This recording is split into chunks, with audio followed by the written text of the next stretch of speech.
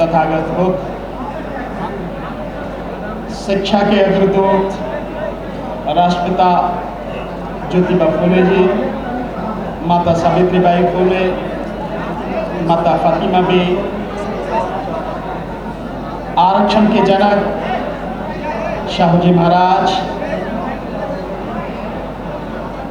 EV Ramaswamy Naikar Periyar जी, पेरियार ललन सिंह यादव जी, बहुजन नायक मानव साहब काशीराम जी जिनकी आज पुण्यतिथि है, और समग्र क्रांति के प्रणेता, शोषितों, पीड़ितों और नारी जाति के मुक्तिदाता बोधिसत्व बाबा साहब डॉक्टर भीमराव अंबेडकर जी, मंच पर उपस्थित पूज्य भिक्षु संघ,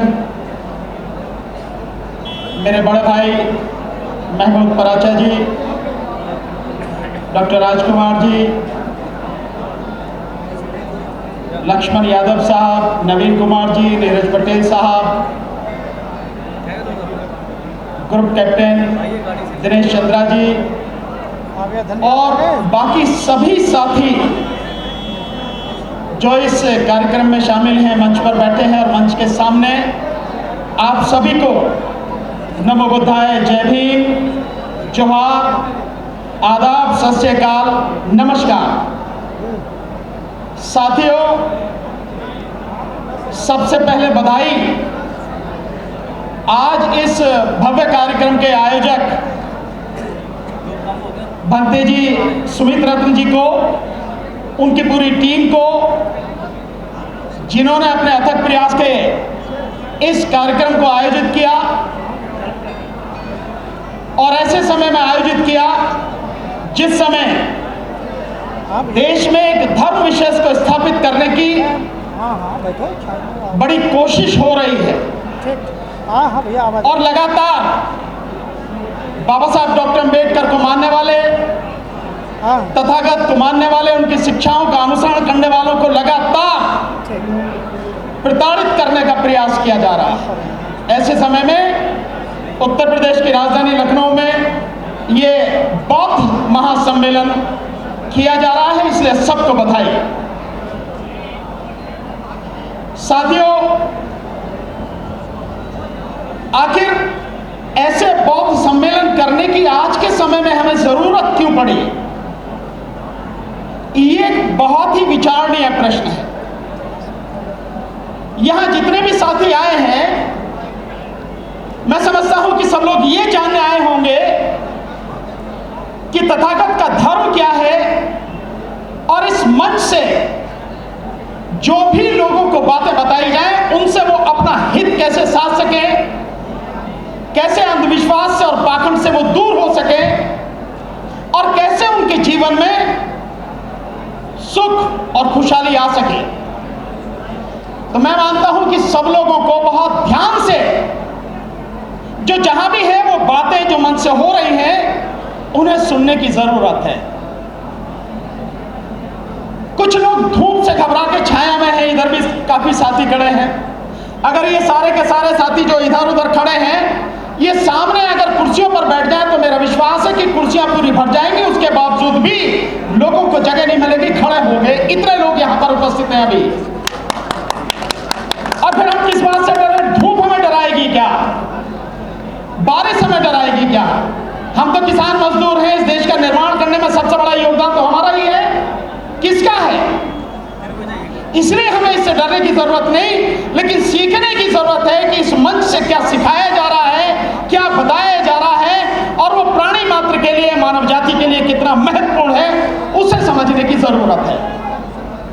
तो जो मैं बात आपके सामने कह रहा था कि आखिर ऐसे भव्य आयोजन की, ऐसे बड़े प्रोग्राम की जरूरत क्या पड़ी है बाबा साहब के दीक्षा लेने के 66 साल बाद भी?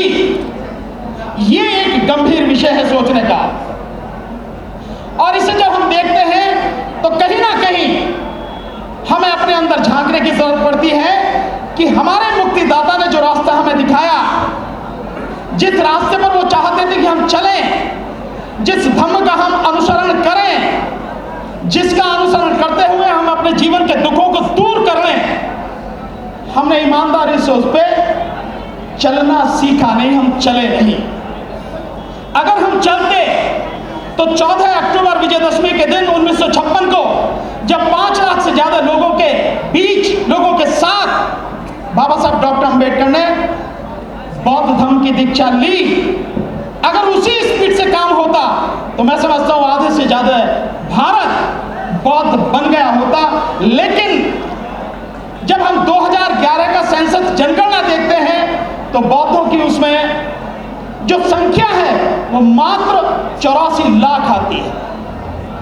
अभी मेरे बड़े भाई महमूद पराचा जी बता के गए कि अगर कहीं किसी को ये डर लगता है कि हम बुद्धिस्ट हो जाएंगे, बौद्ध बन जाएंगे, बौद्ध धर्म की दीक्षा ले लेंगे, तो कहीं हमारा रिजर्वेशन भी खत्म ना हो जाए, तो उन्होंने बताया कि ऐसा नहीं होगा।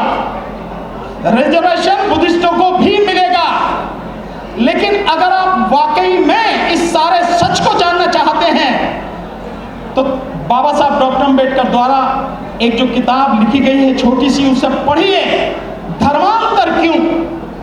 उन्होंने हर उस सवाल का जवाब दिया है जो धर्म, बौद्ध धर्म की दीक्षा लेने के लिए अगर लोगों के मन में आता है, उस सवाल का उत्तर सबसे बढ़िया, सबसे सटीक अगर कहीं मिलेगा तो वो मिलेगा धर्मांतर क्यों, उसी में मिलेगा। पढ़िए आप उस किताब को। अफसोस ये कि हम बाबा साहब को पढ़ते नहीं हैं, हम केवल बाबा साहब की मूर्तियां लगाते हैं, बाबा साहब के नाम के नारे लगाते हैं, लेकिन उनके बताए हुए रास्ते पर चलते नहीं हैं।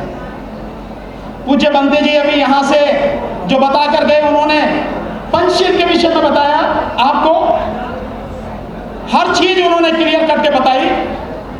और ये जो आप झंडा देख रहे हैं ये भी पंचशील का ही झंडा है, ये जो बौद्ध धर्म का झंडा है ये पंचशील का ही झंडा है, चारों तरफ आप देख रहे हैं। ये क्या है, शील क्या है? शील वो आधारशिला है जिस पर बुद्धिज्म टिका है। तथागत की शिक्षाएं हमें जिस रास्ते पर ले जाना चाहती हैं वो ये धम्म उसी शील पर टिका है, त्रिशरण और पंचशील पर। ये आप इमारत देखते हैं जिसके नीचे पंडाल लगा है, हम लोग बैठे हुए हैं। आप सोचते होंगे बहुत मजबूत इमारत है, बड़ी अच्छी इमारत है, लेकिन ये इतनी मजबूत क्यों है? क्योंकि इसकी नींव मजबूत है, तभी ये मजबूत है। और ये जो शील है जिसमें कहा गया है कि मैं किसी भी तरह की हिंसा नहीं करूंगा, मैं चोरी नहीं करूंगा, मैं व्यभिचार से दूर रहूंगा, मैं झूठ नहीं बोलूंगा और मैं नशीले पदार्थों का सेवन नहीं करूंगा, ये बुद्धिज्म की आधारशिला है।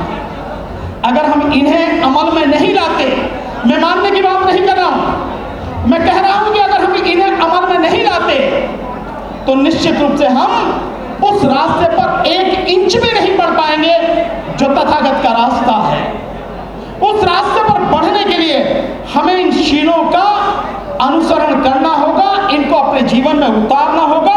और इसके साथ साथ जो त्रिशरण है, बुद्धम शरणम गच्छामि यानी ज्ञान की शरण में जाता हूँ, धम्मम शरणम गच्छामि यानी धम्म की शरण में जाता हूँ, और संगम शरणम गच्छामि यानी संग, जो कुशल, जो अच्छे लोग हैं, जो अर्हत लोग हैं, उनकी शरण में, या ज्ञान का जो पुंज है ऐसा संग, उनकी शरण में जाता हूँ। जब तक ये नहीं होगा तब तक हम उस रास्ते पर चलेंगे नहीं साथियों, चल नहीं पाएंगे। इसीलिए इस तरह के आयोजन करने की जरूरत है साथियों।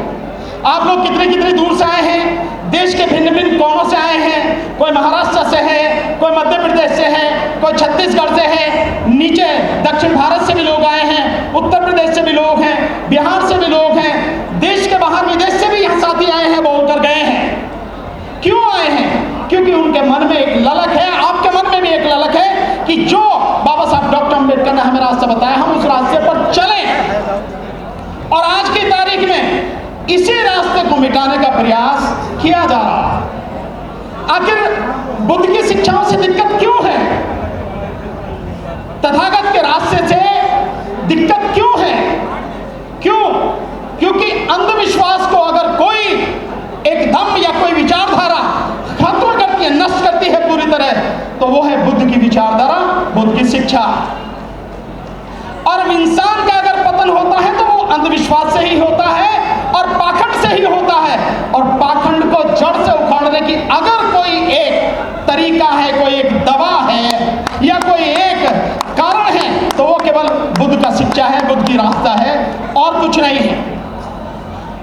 पाखंड है, जो लोग इससे घबराते हैं वो पाखंड ही फैला रहे हैं, जो कहते हैं कि आपको सोचने की जरूरत नहीं है, आपको तर्क करने की जरूरत नहीं है, आपको जानने की जरूरत नहीं है, हम जो कह रहे हैं केवल उसको मानने की जरूरत है और आंख मीच कर आप उस पर चलते चले जाइए और अपने आप को, अपने समाज को तबाह कर लीजिए।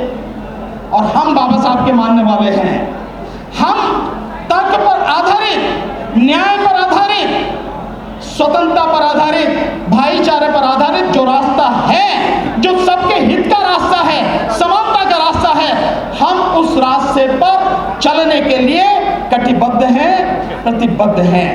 हम उस रास्ते पर चल रहे हैं साथियों।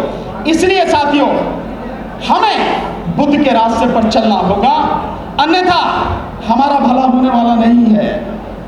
और मैं आपको, क्योंकि पीछे से थोड़ा आवाज आ रही है तो मुझे अपनी बात को जल्दी ही खत्म करना पड़ेगा, पर मैं आपके सामने दो बातें जरूर रखना चाहता हूं। आप सारे के सारे लोग आए हैं, आज की तारीख में ये सबसे बड़ा जो खतरा है, मैं उस खतरे की तरफ आपको आगाह करना चाहता हूं साथियों। एक बार अपने अंतर मन में झांक कर देखिए कि क्या हम ईमानदार हैं या हम बेईमान हैं।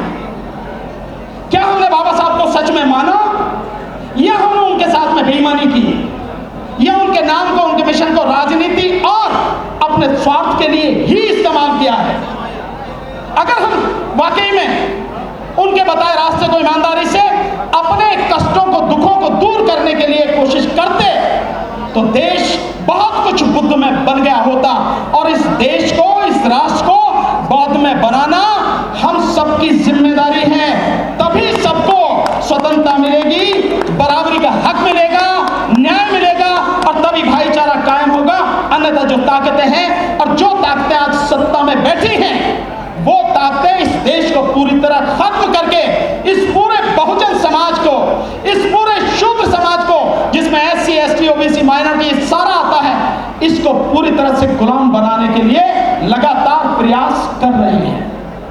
और अगर ये तथागत का धर्म लोगों के बीच में अपनी जड़ें बना गया, लोगों की समझ में अगर ये धर्म आ गया और उस रास्ते पर उन्होंने चलना शुरू कर दिया, तो चाहे कोई सरकार हो, चाहे कोई पाखंड फैलाने वाला हो, वो बिल्कुल ऐसे उड़ जाएगा कि जैसे आंधी में पत्ते उड़ जाते हैं ना, उनका अता पता भी नहीं होगा। इसलिए साथियों, उनको घबराहट है इससे। और ऐसी सरकार, इस सरकार को उखाड़ कर फेंकना जरूरी है, और उसके लिए EVM को उखाड़ कर फेंकना जरूरी है। आप जानते हैं, हम लगातार EVM का आंदोलन लगातार कर रहे हैं। ये मंच हालांकि इस बात को कहना कर रही है, लेकिन ये जुड़ा हुआ है उसी से। अगर देश का संविधान बचेगा तो ही और कुछ बचेगा। बाबा साहब का बताया हुआ देश बचेगा, उनकी शिक्षाएं बचेंगी, बुद्धिज्म बचेगा। अगर संविधान ही खत्म हो गया तो कुछ नहीं बचेगा। तो संविधान को बचाने के लिए ऐसी आतताई सरकार को जड़ से उखाड़ के फेंकना जरूरी है 2024 में, और उसके लिए EVM को उखाड़ के फेंकना जरूरी है, अन्यथा इन्हें उखाड़ा नहीं जा सकेगा। आप जाने से पहले हम लोग एक हस्ताक्षर अभियान EVM के विषय में चला रहे हैं, ताकि ये मानते हैं, 1 मिनट में बताना चाहूंगा, इस देश में 90 करोड़ मतदाता हैं, 65% पोलिंग होता है। मान लीजिए कि 60% पोलिंग हो रहा है, 60 करोड़ लोग वोट दे रहे हैं। 60 करोड़ लोगों में से अगर 30 करोड़ लोग इस हस्ताक्षर अभियान में हमारा साथ दे दें, हस्ताक्षर करके हमें दे दें केवल, और उसके बाद में बाकी हमारे वकीलों की जिम्मेदारी, जो हमारे भाई, बड़े भाई महमूद पराचा बता के गए। मैं कल सुबह इसीलिए जल्दी आया कि यहाँ लखनऊ हाईकोर्ट के जो एडवोकेट हैं, उनके साथ में हमारी मीटिंग हुई है, और बहुत जल्दी 2024 के शुरू होने से पहले राष्ट्रीय स्तर पर वकीलों की ऊपर से लेकर केंद्र से लेकर तहसील तक एक जबरदस्त संगठन खड़ा किया जाएगा, तो हर जगह आपको तैयार मिलेगा साथियों। सो हम सब जो काम कर रहे हैं, उसके लिए मैं आपसे चाहूंगा कि क्योंकि 30 करोड़ लोग अगर हमारा साथ दे देंगे, तो हमारे जो सारे वकील हैं, सुप्रीम कोर्ट आज EVM को सुनने को तैयार नहीं है। जितनी पिटीशन है सब डिसमिस की गई है। यहाँ पर हमारे साथी राजकुमार जी एडवोकेट की बैठे हैं, उन्होंने भी डाली, वो भी खत्म की गई। तो अब तरीका क्या है? एक दो ही है, या तो सुप्रीम कोर्ट खत्म करेगी या पार्लियामेंट में बीजेपी का कब्जा है, वहां से होगा नहीं। तो हमारा प्लान ये है कि ये 30 करोड़ लोग अगर सिग्नेचर करके EVM फॉर्म पर हमें दें, तो हम सारे के सारे बहुजन समाज के वकील सुप्रीम कोर्ट का घेराव करके और इस ईवीएम को हटा के इस देश के संविधान और लोकतंत्र को बचाएं। बस इसी के साथ जो भी साथी है वो फार्म लेके जाए, मैं निकाल के अभी सबको दूंगा, बिना उसके कोई जाएगा नहीं। ये आपकी जिम्मेदारी है मेरे साथ साथ। बहुत बहुत धन्यवाद भंते जी का जिन्होंने मुझे बुलाया, और आप सब साथियों का जिन्होंने इतने ध्यान से सुना, और यहाँ पर उपस्थित सभी साथियों का बहुत बहुत शुक्रिया। नमो बुद्धाय। जय भीम, जय मुरली।